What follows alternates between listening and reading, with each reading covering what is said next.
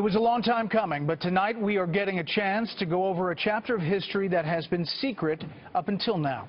It took years to get 28 pages of a congressional report released discussing allegations that Saudi Arabia had a hand in the 9/11 attacks in some way, shape, or form.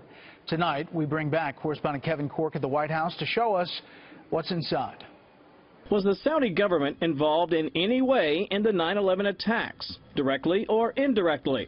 The previously classified 28 pages of the 2002 congressional report on 9/11 suggest the answer is yes.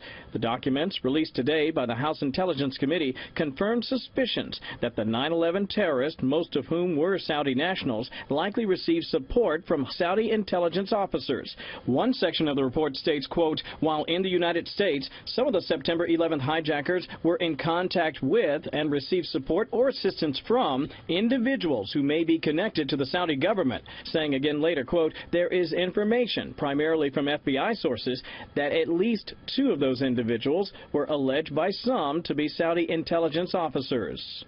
White House officials warned that the information in the 28 pages, which still has 156 redactions, was only preliminary intelligence. These pages, while they don't shed any new light or change any of the conclusions about responsibility for the 9/11 attacks, they are consistent with the commitment to transparency that the administration has tried to apply to even sensitive national security issues. On Capitol Hill, Intelligence Committee Chairman Devin Nunes drilled down even further, saying in his statement, quote, it's important to note that this section does not put forward vetted conclusions, but rather unverified leads that were later fully investigated by the intelligence community. This is just a start. Jack Quinn is a lawyer representing family members of 9/11 victims who have brought a lawsuit against the Saudi government, alleging it gave financial support to al-Qaeda. These 28 pages are, a small sliver of the evidence that's been amassed and that exists, and a great